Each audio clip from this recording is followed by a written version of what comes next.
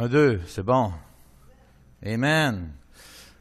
Aussi, on va voir dans la première partie Louis-Philippe qui va apporter son témoignage parce qu'on va prendre aussi un vote concernant son emploi, son embauche comme ouvrier en formation au niveau de la jeunesse et de la louange. Fait que ça va être intéressant aussi d'entendre notre frère partager son témoignage et comment Dieu l'a dirigé à travers les années. Vous appréciez son ministère, Louis-Philippe? Hein? Amen.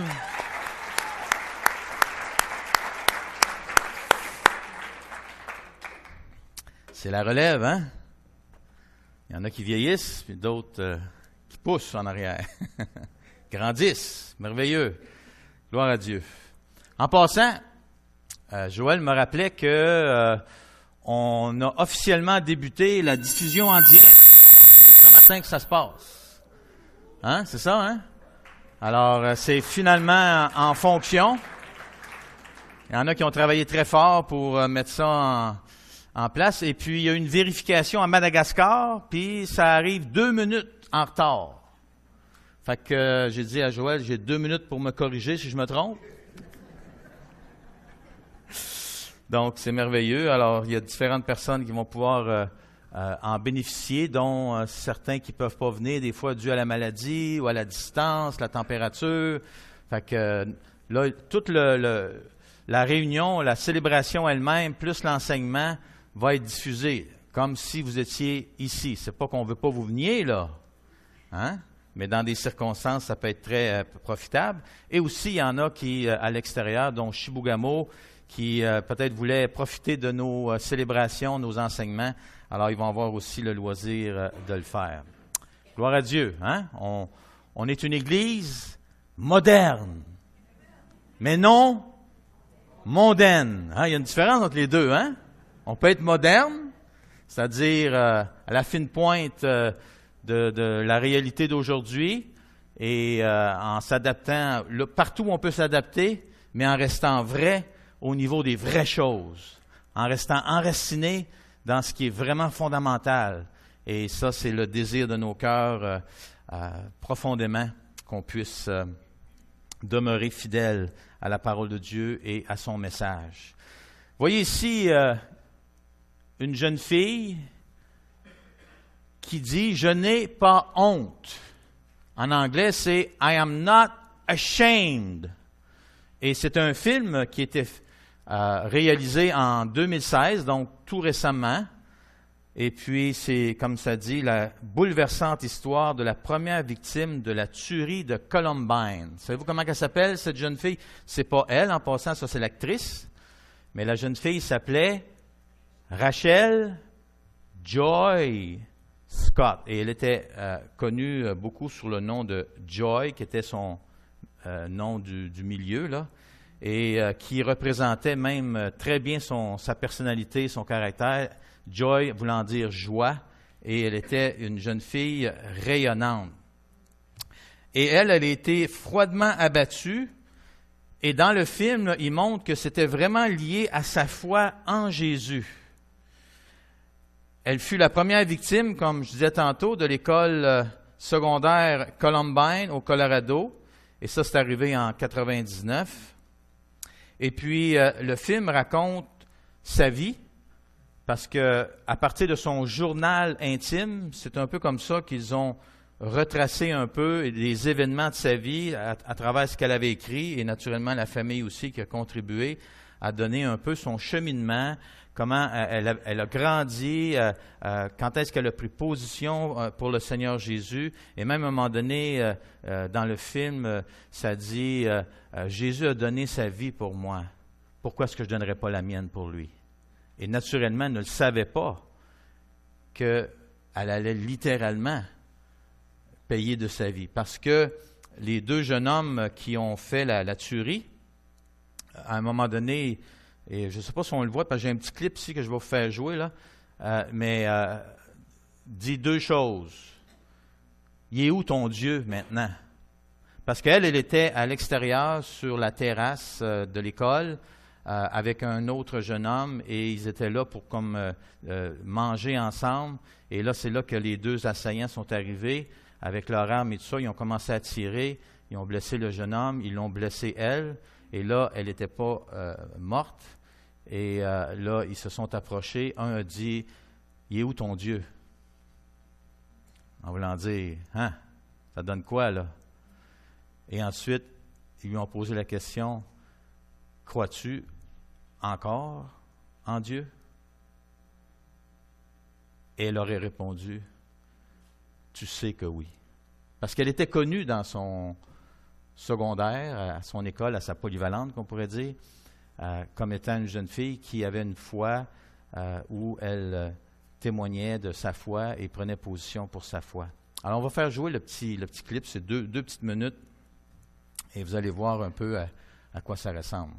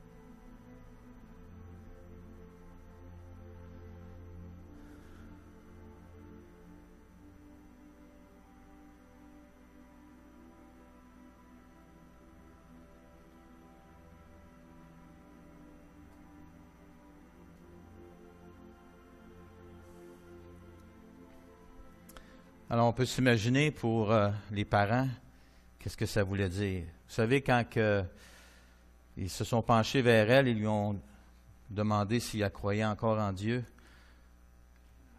et qu'elle a répondu,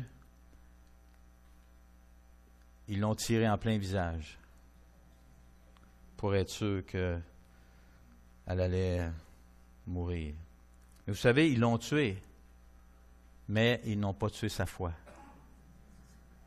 Hein? Et c'est ça la différence. On n'a pas tous ce choix-là à faire. Mais elle, en confessant sa foi, elle a aussi signé son arrêt de mort. Elle ne le savait pas, elle ne pouvait pas le prévoir, mais c'est quand même ce qui est arrivé. Puis là, on va aller ensemble, on va continuer dans le fond dans l'Évangile de Jean. Et le titre que j'ai donné au message, on va voir quelques messages sur Jean 12, mais le titre, c'est « Qui êtes-vous vraiment? » Parce que c'est un peu ce qu'on voit se passer en Jean 11, suite à la résurrection de Lazare. Une fois que Lazare est ressuscité, naturellement, ça suscite des réactions incroyables. Pour certains, ça veut dire qu'ils vont se tourner vers Jésus, qu'ils vont commencer à croire en lui.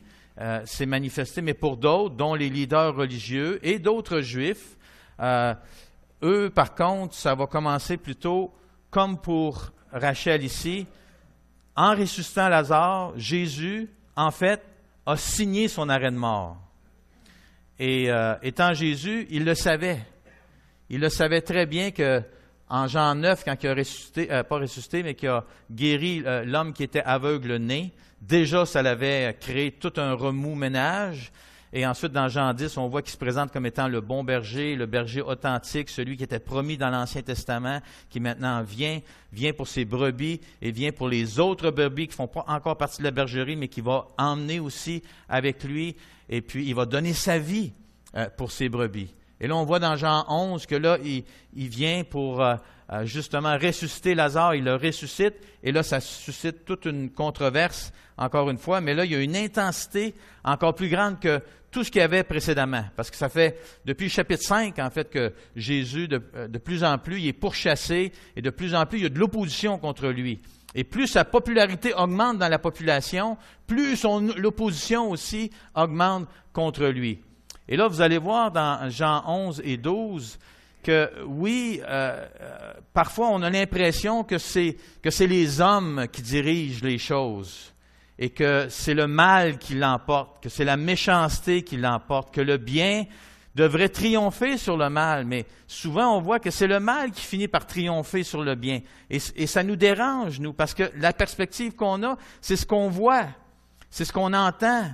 Puis on ne voit pas souvent cette fenêtre que Jean nous présente au chapitre 11 et au chapitre 12. Parce que dans Jean 11, 1 à 44, quand on a vu Jésus qui, en faisant ce miracle de la résurrection de Lazare, révèle aussi son identité divine en disant « Je suis la résurrection et la vie.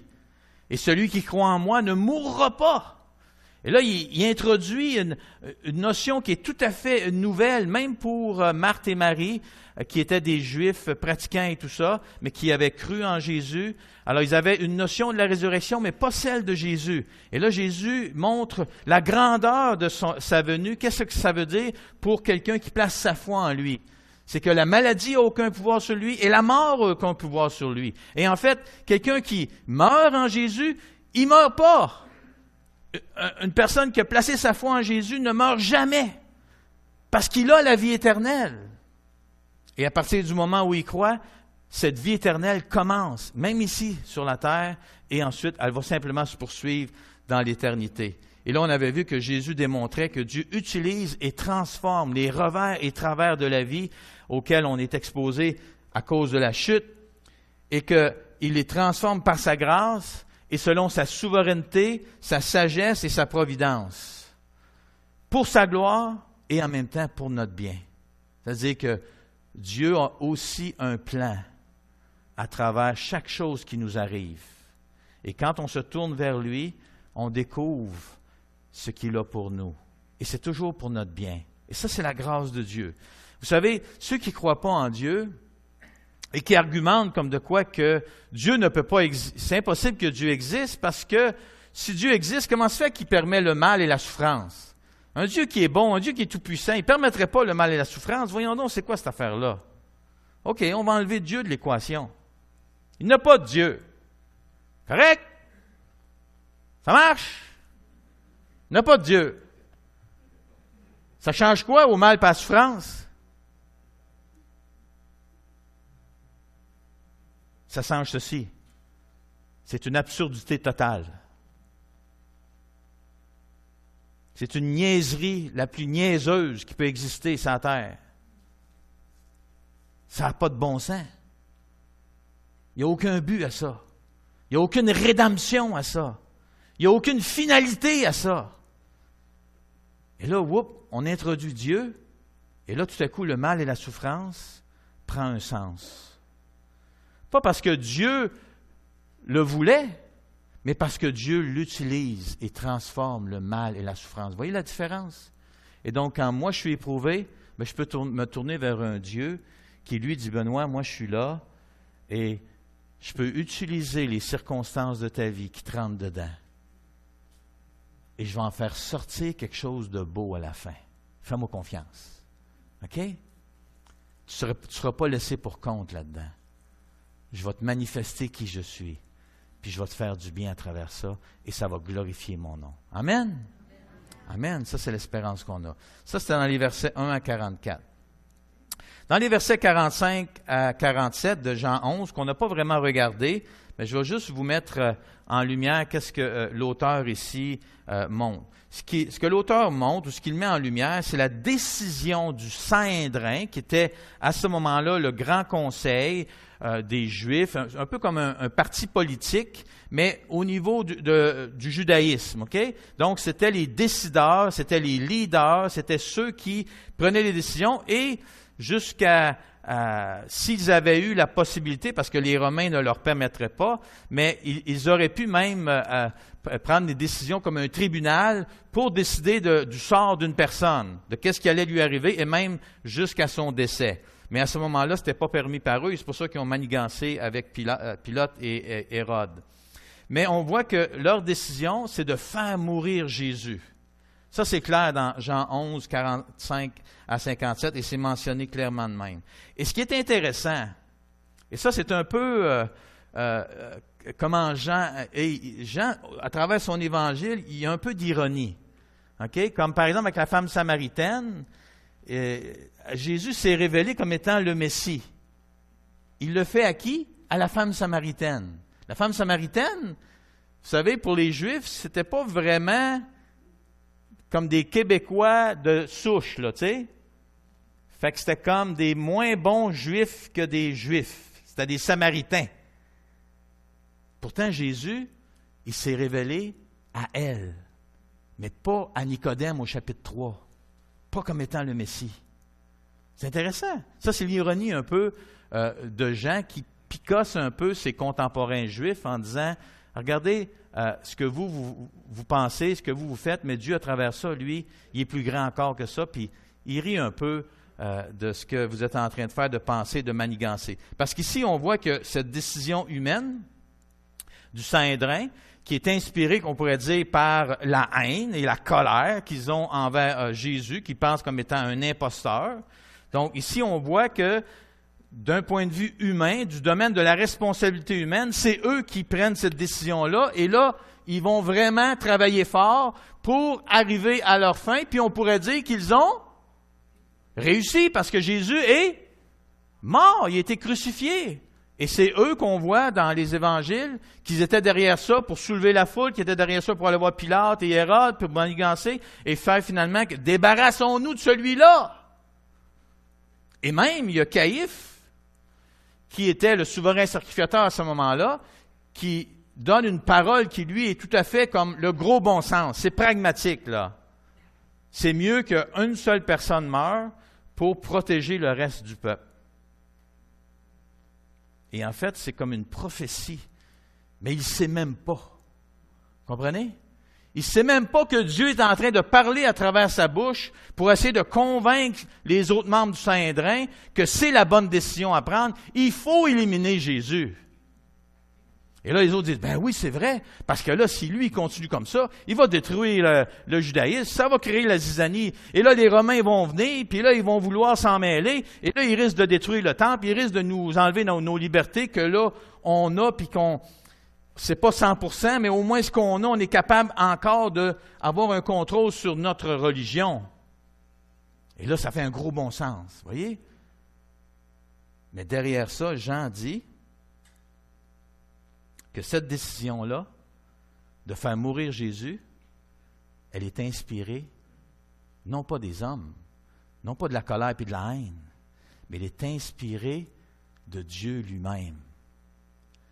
Et qu'est-ce qui est derrière ça? C'est l'amour de Dieu pour son peuple. Et pour tous ceux, comme ça dit dans Jean 11, tous ceux qui sont dispersés à travers le monde et qui appartiennent à Dieu, au verset 51 et 52. Et là, Jean montre une fenêtre divine sur une réalité humaine, où là, derrière ces manigances humaines, il y a un Dieu qui est en train de manœuvrer à travers ces manigances humaines. Et avant tout même, c'est son plan. Et c'est son plan qui va se réaliser. Et ça, c'est comme incroyable. Et on ne peut pas réconcilier les deux. Dieu n'est pas en train de les manipuler là, pour qu'ils fassent ce qu'ils font. Ils ont vraiment fait ce qu'ils ont fait. Ils ont vraiment choisi de rejeter Jésus. C'est clair, même dans Jean 1. Dès Jean 1, ça dit qu'il est venu chez les siens et les siens ne l'ont pas reçu. Jean établit ça dès le début, puis ici, après ça, il montre comment ça s'est passé. Et ici, on le voit dans Jean 11 et aussi Jean 12. Donc, on voit que Dieu, à travers Jésus, va accomplir son plan, et ce qui est la motivation derrière ça, c'est son amour. Et là, il va aller chercher non seulement ceux de son peuple qui vont se tourner vers lui, mais il va aller chercher aussi ceux qui sont dispersés à travers le monde. Et ça nous inclut à nous, tout comme dans Jean 10, quand Jésus dit « Je vais aller chercher les autres brebis qui ne font pas partie de la bergerie ici, en parlant d'Israël, en parlant de ceux qui sont juifs et qui vont venir à Jésus parce qu'ils vont entendre sa voix et ils vont le recevoir comme sauveur personnel. » mais il dit aussi les autres brebis, c'est-à-dire les autres peuples, comme on voit dans l'Apocalypse, où là, il va en avoir à la fin, là, à cette journée extraordinaire, là, où là, Jésus va être là, en tant qu'agneau de Dieu qui a sacrifié sa vie. Et là, des milliers, des milliers, des milliers vont venir de toutes les nations, de toutes les nationalités, de toutes les langues. Et là, ils vont avoir les regards pour un seul, pour cet agneau qui a donné sa vie pour eux. Et ça, c'est ce royaume de sacrificateurs que Dieu a fait pour sa gloire. Et ça, c'est la perspective que même Jean ici nous donne, mais en microscope, où là, il nous montre que Dieu est derrière ce qui est en train d'arriver, malgré la méchanceté des hommes. Et encore là, on voit comment il peut utiliser le mal et la souffrance, et l'utiliser et le transformer. Parce qu'en utilisant le mal et la souffrance que Jésus a subi à notre place, eh bien, nous, on peut avoir accès au pardon. On peut avoir accès à la vie éternelle. Imaginez, parce que lui a accepté de subir à notre place. Alors, ce qu'on voit, c'est que, encore une fois ici, Jésus veut respecter le timing de son Père. Alors, en apprenant qu'ils veulent sa peau, littéralement, ce que Jésus fait, c'est qu'il disparaît de la map. Pourquoi il disparaît de la map? Parce qu'il a peur? Parce qu'il ne veut pas affronter la réalité qu'on le pourchasse? Non, encore là, une fois ici, il veut simplement respecter le timing de Dieu. La Pâque approche et Jésus veut que ça soit, parce que c'est dans le plan de Dieu, relié avec la Pâque juive, parce qu'il y a un message aussi qu'il va communiquer à son peuple à travers ça, et pour nous aussi, encore aujourd'hui. Alors Jésus décide de quitter et il s'en va.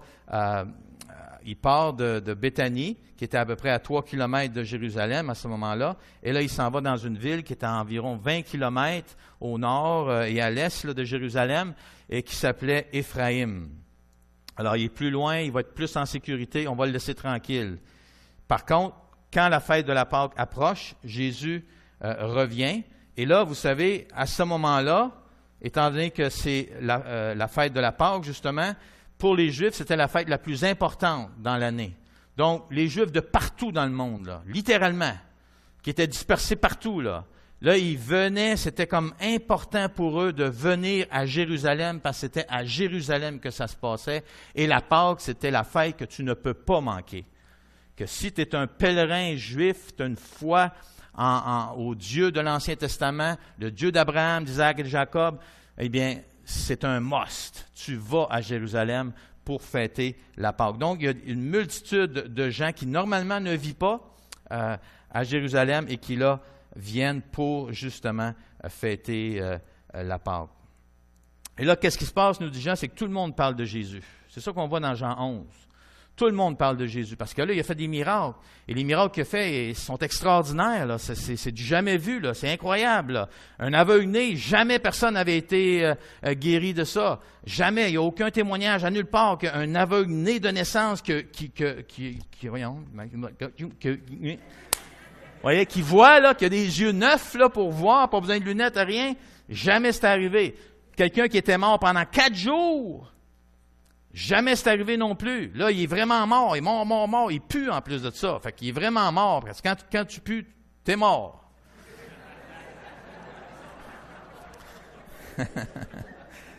En tout cas, les autres te considèrent comme mort. Si tu marches encore. Fait que c'est sûr que sur les réseaux sociaux à Jérusalem, un peu partout, là, ça parlait que de Jésus. Ce phénomène incroyable. Il n'y a jamais eu un guérisseur comme lui. Il n'y a jamais eu un prophète comme lui. C'est incroyable. Puis en plus, quand il enseigne, c'est bouleversant. Il ne parle pas comme les autres. Il ne parle pas comme les pharisiens. Quand il rouvre sa bouche, tu l'entends, il parle, puis ça touche ton cœur. Il parle des vraies choses, mais il parle d'une manière qu'on n'a jamais entendu parler de même. Puis ce qui sort de lui, tu sais, un peu comme dans Éphésiens 4, il communique une grâce. C'est incroyable. Puis là, plus tu es magané, plus tu es poqué, plus ça te rejoint. Puis là, il y a de l'espoir. Il y a quelqu'un qui est en train de nous dire que c'est pas fini. Même si on a manqué notre but, si on a manqué notre vie, si on a fait des erreurs, c'est comme, c'est pas grave. Hein? On n'a jamais entendu ça. Voyez, ça n'existait pas. Même dans ce temps-là, ça n'existait pas. Il fallait que tu performes. Si tu voulais être quelqu'un, puis réussir, puis être du bon bord, puis avoir des amis, puis avoir des étoiles et tout ça. Et là, Jésus, il est complètement différent. Et là, c'est incroyable. Et là, la question qui se pose, c'est, est-ce qu'il va venir à Jérusalem? Il va-tu se montrer? Tu sais, il y a des pancartes partout, là. Recherché, tête mise à prix. Et s'il se montre le bout du nez, tu vas voir, on va l'organiser. Puis là, dites-nous-les si vous le voyez. Ça sent un peu le Saint-Drin, ce qu'il disait à tout le monde. Là. Si vous le voyez, dites-nous-les, on veut le savoir. On veut l'arrêter. On veut qu'il meure. Et là, dans Jean 12, là, c'est vrai, je n'ai pas mis mon... Je me suis laissé emporter. Excusez-moi. Voilà. T'as un petit peu, c'était ça? Ouais. C'est ça que j'ai dit tout à l'heure? Ouais, ça ressemble à ça, je ne me suis pas trompé. C'est bon, c'est bon. Et là, dans Jean 12, voilà. Dans Jean 12, ce que l'auteur met en lumière, c'est le cœur des gens en contact avec Jésus. Maintenant, et les marques d'un disciple. Quand je dis les gens en contact avec Jésus, je ne suis pas en train de dire autre chose qui sont en contact avec Jésus. Comprenez? Être en contact avec quelqu'un, ça ne veut pas dire que c'est ton ami, ça ne veut pas dire que tu le connais, ça ne veut pas dire que tu veux le connaître non plus. Mais tu as eu un contact avec. Vous comprenez? Ça va? Parce qu'ici, il y a 10 personnes ou groupes de personnes. Parce que des fois, c'est un groupe qui sont en contact avec Jésus. Et là, Jean veut faire ressortir comment ces gens-là qui sont en contact avec Jésus vont réagir. Comment ils vont se comporter. Et à travers ça, ce qui va ressortir, c'est les marques d'un disciple. Vous vous souvenez, le but de l'évangile de Jean, c'est quoi dans Jean 20, 31? Jean dit, c'est pas tous les livres de la Bible là, qui nous dit clairement. Souvent, il faut essayer de le chercher, puis d'essayer de comprendre. Puis à un moment donné, il peut se dégager un but en lisant l'ensemble du livre. Et là, on voit que, OK, l'auteur, il voudrait peut-être faire ça, ça, ça. Puis là, on y va dans les suppositions. Parce que c'est pas clair. Mais Jean, lui, c'est clair son but. Jean 20, 31. Il y en a qui le savent, c'est quoi? Que Jésus est le Fils de Dieu, OK. Donc, il veut démontrer que Jésus est le Fils de Dieu, mais il ne veut pas juste gagner un argument théologique. Il va aller plus loin que ça. Afin que vous croyez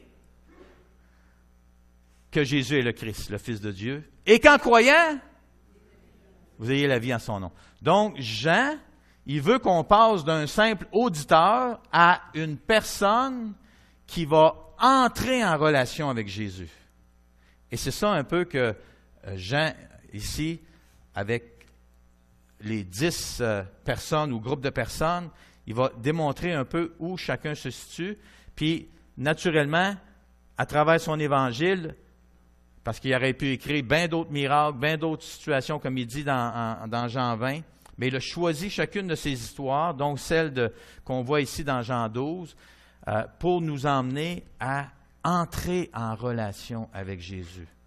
Parce que ça, c'est le point de départ. Vous savez, pour être un disciple de Jésus, le minimum, c'est pas d'être en contact avec lui. C'est pas de n'avoir entendu parler. Voyez? C'est pas d'avoir été dans une église. C'est même pas d'avoir lu la Bible. Toutes ces choses sont bonnes. Mais le point de départ pour être un disciple, c'est d'entrer en relation avec Jésus. Et là, c'est là la question de mon choix, ma décision de croire. L'élément de la foi, ici, est très important. Alors, Jean 12, c'est un peu comme une toile de fond sur laquelle Jean va peindre le vrai visage de tous ceux qui sont en contact avec Jésus et où chacune de ces personnes ou groupe de personnes se situe par rapport à Jésus, par rapport à sa mission sur terre et par rapport à son enseignement. Et de là, les marques vont ressortir. Je vais lire Jean 12, 1 à 11. Et ensuite, je vais faire quelques observations du texte et on va continuer comme ça. Alors, Jean 12, 1 à 11 pour ce matin. Je ne l'ai pas ici à l'écran, donc si vous avez vos Bibles avec vous, je ne sais pas s'il y a assez de lumière pour que les gens puissent lire, mais ou simplement écouter ce que je vais lire dans Jean 12, 1 à 11. On lit ceci. 6 jours avant la Pâque, Jésus vint à Béthanie. On pourrait dire Jésus revint à Béthanie parce que quand il a quitté, il était aussi à Béthanie. Et c'est là qu'il avait ressuscité Lazare. Alors, il revient à Béthanie. Où était Lazare qu'il avait ressuscité d'entre les morts? Verset 2. Là, on lui fit un repas, ou certains ont un festin. Marthe servait et Lazare était un de ceux qui se trouvaient à table avec lui. Ça devait être toute une scène, hein? Marie prit une livre d'un parfum de nard, pur de grand prix, en répandit sur les pieds de Jésus et lui essuya les pieds avec ses cheveux. Et la maison fut remplie de l'odeur du parfum. Un de ses disciples, vous voyez, à date, on a vu qui? On a vu Lazare, on a vu Marthe, là, on vient de voir Marie, et là, Judas Iscariote, un de ses disciples, donc un des 12 qui, depuis le début, quand Jésus les avait choisis, a accompagné Jésus. Donc, un de ses disciples, Judas Iscariote, celui qui devait le livrer, donc celui qui devait le livrer au Saint-Hédrin, dit alors, « Pourquoi n'a-t-on pas vendu ce parfum 300 deniers pour les donner aux pauvres? » D'accord? La cause des pauvres, c'est très important. Et là, ça dit au verset 6, une petite note, entre parenthèses, « Il disait cela, non qu'il se mit en peine des pauvres, ce qu'il veut laisser entendre, mais parce qu'il était voleur et que, tenant la bourse, donc c'était celui qui administrait, dans le fond, les dons que les gens faisaient pour Jésus et ses disciples, alors lui, il prenait ce qu'on y mettait. » Alors là, il y a sûrement quelque chose qui ont su ça. On ne connaît pas les détails, mais une chose est certaine, c'était ce qui se passait. Et là, Jésus dit, « Laissez-la. Elle a fait cela. Gardez le parfum pour le jour de ma sépulture. » Donc, ce qu'elle vient de faire, c'était en fait pour ce qui va arriver au moment où je vais être crucifié et être mis au tombeau. Donc, Jésus donne un peu l'interprétation de son geste. Et là, il dit, « Vous avez toujours les pauvres avec vous, mais moi, vous ne m'avez pas toujours. » La foule nombreuse des Juifs avait appris qu'il était là. Là, vous voyez, un autre groupe de personnes.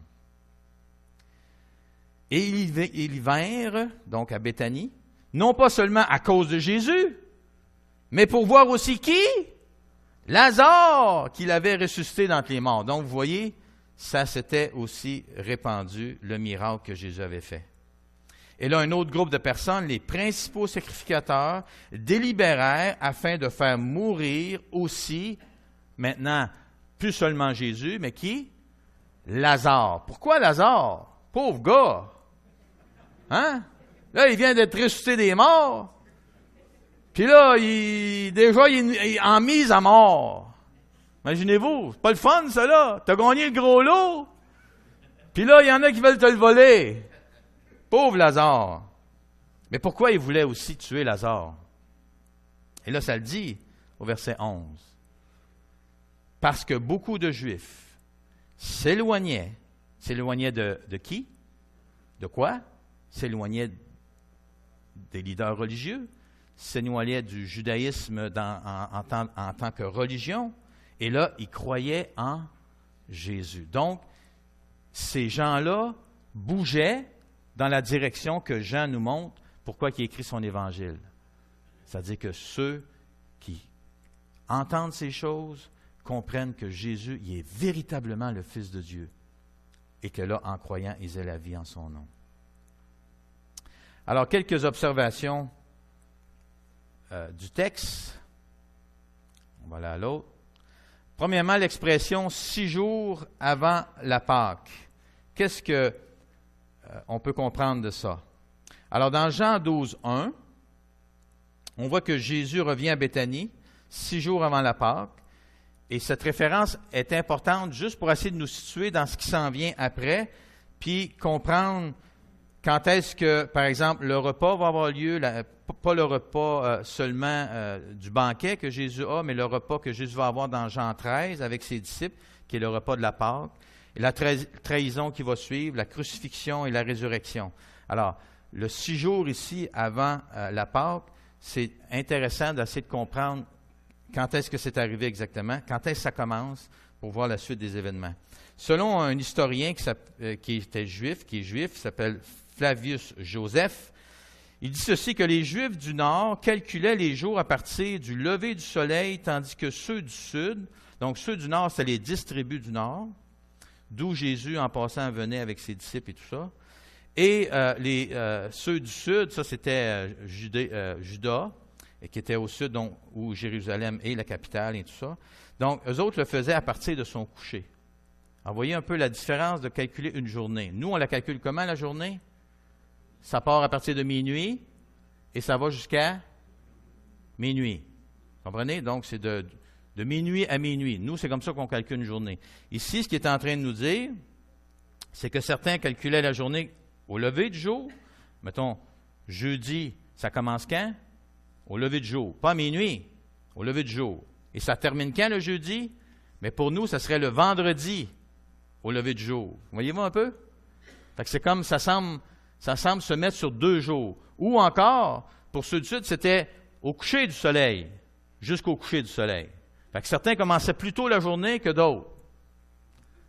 Façon différente de voir. Fait que c'est pour ça que des fois, dépendamment de certains textes, il semble que ça s'échelonne sur une plus grande période, mais c'est seulement à cause de cette différence de voir une journée. Il semblerait que ça explique certaines difficultés que certains textes renferment. Alors, selon cette observation, Jésus est arrivé à Béthanie le samedi avant la Pâque. Donc, 6 jours avant la Pâque, ça aurait débuté le samedi avant la Pâque. Et puis là, le repas lui-même, le festin qui a été offert à Jésus au verset 2, aurait débuté pendant le sabbat, mais le samedi soir. OK? Donc, juste pour vous situer un peu dans la semaine 5 qu'on appelle, et on va le voir en poursuivant avec les autres textes, où est-ce qu'on s'en va avec ça. Dans Jean 12, on voit aussi son entrée triomphale, et elle aurait eu lieu le dimanche, selon la chronologie ici. Et la fête de la Pâque, elle aurait eu lieu justement du jeudi au vendredi. Elle se serait échelonnée pour nous, dans notre calendrier à nous, là, sur 2 jours, à cause de la façon qu'il calculait justement la journée. Et selon le calendrier juif, c'était toujours le 15 de Nissan. Donc, cette année-là, c'était du jeudi au vendredi, et le 15 de Nissan arrivait entre ce jeudi et vendredi de notre calendrier à nous. Ça va-tu? Pas compliqué? Non? Ouais, ça va bien? OK. C'est des petits détails, c'est pas plus important que ça, mais ça nous aide à situer quand même. Maintenant, rapidement, les différents groupes en contact avec Jésus, on en a vu déjà quelques-uns. Lazare, ensuite Marthe, Marie, et puis Judas Iscariote. Et là, ici, on a vu une foule, mais en fait, il semblerait qu'il y en a au moins 5, parce que la foule du verset 9 ne semble pas être vraiment la même que le verset 12 et 13, que la même que le verset 17, la même que le verset 18 et la même que le verset 34. Il y a sûrement des gens dans ça qui faisaient partie des 5 foules, mais la foule ici, on voit qu'il y en a même qui étaient là lors de la résurrection de Lazare, et que là, il y en a des nouveaux qui sont là, mais qui n'étaient pas à la résurrection de Lazare. Vous comprenez un peu? Donc, c'est arrivé à différents moments. Donc, il y a plusieurs personnes qui ont été en contact avec Jésus. Et donc, on pourrait dire même 5 foules dans lesquelles il y avait une multitude de personnes. Combien, ce n'est pas spécifié, mais il y en avait du monde. Mais vous comprenez, il y en avait que c'était à distance, c'était ce que j'ai entendu, ce qu'on m'a rapporté. Oui, je le vois, oui, j'entends un peu des choses qu'il dit, mais il y en a qui ont eu des contacts plus étroits. Ensuite, on voit les principaux sacrificateurs au verset 10, les pharisiens au verset 19-42, les disciples au verset 16, les non-juifs prosélytes au verset 20, et finalement les dirigeants, les chefs. Donc, il faut les distancer des principaux sacrificateurs et des pharisiens, parce que dans ça, il y avait des sadducéens aussi qui faisaient partie du Sanhédrin. Okay? Donc, c'est pour ça qu'il y a des mentions différentes, parce que ce n'est pas toujours les mêmes personnes qui sont représentées dans chacun de ces groupes-là. Vous voyez, alors au moins 10 groupes ou personnes qui sont en contact avec Jésus dans le chapitre 12. Chacune de ces personnes ou catégories de personnes ont un contact, allant de très proche à très distant. Et l'ironie, et c'est pour ça que je veux le souligner, c'est que ceux qui auraient dû être les plus réceptifs, Jean nous montre qu'ils sont les plus rébarbatifs. Ceux qui auraient dû croire le plus ou qui auraient été les plus faciles à convaincre que Jésus était le Christ sont en fait ceux qui vont être les plus incrédules. Comme de quoi que si vous pensez que ce n'est pas fait pour vous, peut-être que vous vous trompez. Parce que dis-moi, la religion, ça ne m'a jamais intéressé dans ma vie. Bien, bonne nouvelle. Jésus, il n'est pas venu pour établir une nouvelle religion. OK? Puis c'est les gens non religieux qui, même dans l'histoire du christianisme, ont fait la révolution et ont emmené le christianisme à exploser à travers le monde. Ce n'est pas les Juifs, vous savez, ce n'est pas leur adhérence à la foi qui a fait la différence. C'est quand les non-Juifs, en milliers et de milliers, qui se sont convertis parce que pour eux, ils entendaient la bonne nouvelle de la grâce de Dieu en Jésus-Christ. Et même si on a manqué notre coup, on a le droit à une deuxième chance. Et Jésus nous l'offre, et c'est sur la base, non pas de notre performance, mais c'est sur la base de sa grâce, de sa performance à lui, de ce que lui a accompli. Et ça, c'était une nouvelle révolutionnaire. Elle l'est encore aujourd'hui. Hein? Elle l'est encore aujourd'hui. Elle est contre-culturelle, qu'on n'ait pas besoin de rien faire, qu'on peut avoir été une mauvaise personne toute sa vie, puis là, se repentir, puis accepter Jésus, puis on va aller au ciel. Hein? Voyons donc, il me semble, c'est pas juste ça. Puis quelqu'un qui va avoir toute sa vie fait des efforts, fait attention, fait le mieux de ce qu'il pouvait pour ne pas faire de mal à son prochain, puis tout ça, mais qui n'aurait pas accepté Jésus, il n'ira pas au ciel. Mais voyons donc. Vous voyez, c'est contre nature. Et pourtant, c'est ça la bonne nouvelle. La bonne nouvelle, c'est exactement ça. Sans Jésus, il n'y a pas d'espérance. Mais avec Jésus, il y a de l'espérance pour n'importe qui. N'importe qui. Maintenant, pour Jean, ce qui est important, ou ce qui importe, c'est d'être un disciple. Et là, il énumère 10 marques d'un disciple. Ce qui est important de retenir, et ça m'a frappé, je vous dis, c'est la première fois que je prenais conscience de ça, et pourtant, ça fait longtemps que je lis, que j'étudie, que j'enseigne la parole de Dieu, mais ici, cette vérité-là, c'est comme ça m'a saisi. Aucun disciple n'a en lui les 10 marques. Dans Jean 12, là, on ne voit aucun disciple qui manifeste les 10 marques pour dire « Ah, si tu n'as pas les 10 marques, il y a quelque chose qui ne marche pas. » Non, c'est pas ça que Jean fait souligner. Aucun des disciples n'a en lui les 10 marques et tous ne manifestent pas les mêmes marques. Mais ils en ont tous au moins une en commun. Et ça, pour Jean, c'est clair. Il y en a au moins une. Que tous ceux qui sont des disciples qu'on voit dans Jean 12, ils ont tous la même marque. Savez-vous c'est laquelle?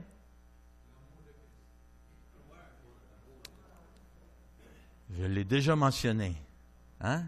C'est celle de croire. Mais croire, parce qu'il faut faire cette distinction que ce n'est pas juste de croire comme un fait intellectuel. Là. Non, c'est croire ici avec le cœur, c'est croire avec un engagement personnel, c'est croire en Jésus d'une façon que je m'engage envers lui, qu'il est le Christ, qu'il est le Fils de Dieu, c'est-à-dire le Messie qui devait venir, le Sauveur, celui qui peut me pardonner de mes péchés et me donner la vie éternelle. Que grâce à lui, c'est fait. Je suis pardonné et j'ai la vie éternelle. Et ça, c'est de le croire au niveau de son cœur. Et ça, c'est une foi qui engage, c'est une foi du cœur, c'est une foi qui est personnelle. Vous comprenez? Ce n'est pas juste Moi, comme moi, avant d'accepter Jésus, je savais qu'il était venu, je savais qu'il était mort sur la croix. Même, il me l'a demandé, il dit, pourquoi Jésus est venu? Ben, il est venu pour sauver le monde. Oui, bonne réponse. Hein? En tout cas, moi, dans ma génération, je le savais, ça. Parce que j'avais 18 ans à ce moment-là, quand j'ai été témoigné comme ça, puis qu'il m'a posé cette question-là. Puis j'ai dit, ben, il est venu pour mourir, il est venu pour sauver le monde. OK? Bonne réponse. Et là, il m'a posé la question suivante. Es-tu sauvé? Ben là, wow. Je ne peux pas le savoir, c'est prétentieux. Je lui ai dit, pourquoi c'est prétentieux? Ben oui, mais là, sauvé, moi, je suis un jeune homme, là, pas été élevé dans Watt, là, tu sais. J'étais conscient que j'avais fait des choses pas correctes, là, même à 18 ans déjà. Fait que moi, ça va dépendre, là. Le bien, le mal. Je sais qu'il y a comme une balance, là. Dieu regarde ça, puis si je fais du bien des journées, on dirait que c'est pas pire. Puis, là. Fait que moi, c'était comme, là, je peux pas le savoir avant de mourir, c'est impossible. Ah, mais tu vois. Et là, il m'a annoncé la bonne nouvelle. De l'amour de Dieu. Puis que c'est pas une question que si on fait des œuvres ou pas, et si on en fait plus que pas, c'est une question de demander pardon pour nos péchés, parce qu'on est tous des pécheurs. Et que là, on invite Jésus à venir dans notre vie. Mais là, je vous le dis, là, pour moi, ce n'était pas une adhésion intellectuelle, parce que je m'en rappelle comme si c'était hier, que là, je parlais en dedans de moi-même. Vous faites sûrement ça, vous autres aussi, là. Hein? Pas besoin d'être bizarre, là. On se parle, hein? Il y en a qui se parlent beaucoup. Je le vois même des fois dans les autos. Les lèvres, ils bougent, il n'y a pas personne autour, tu sais. Bon. Il me semble, moi, je ne dois pas faire ça, certains, tu sais. Mais on se parle, vous savez, on se parle. Puis moi, là, je me parlais, je me disais, hey, là, Benoît, là, c'est là, c'est des fois, là, c'est là, c'est Jésus. Là, Jésus, là, Jésus, là, ça veut dire que j'ai rien au Québec, puis là, on va dire, on va dire que je viendrai beaucoup. Là, si ça savait, Michel savait, il y avait un qui est venu, là, pour parler Jésus, puis il y a un nouveau, le sien, c'est malheureux, il me semble pas être motoré, il me semble encore, hein, t'as une possible, c'est pas d'arrêt de physique. Parce que moi, tu peux ça, tu vas voir, je veux rien savoir de mon bord, ça, mon papa, et chômeur, avec mon life. Il me demande. Ah oui, je sais.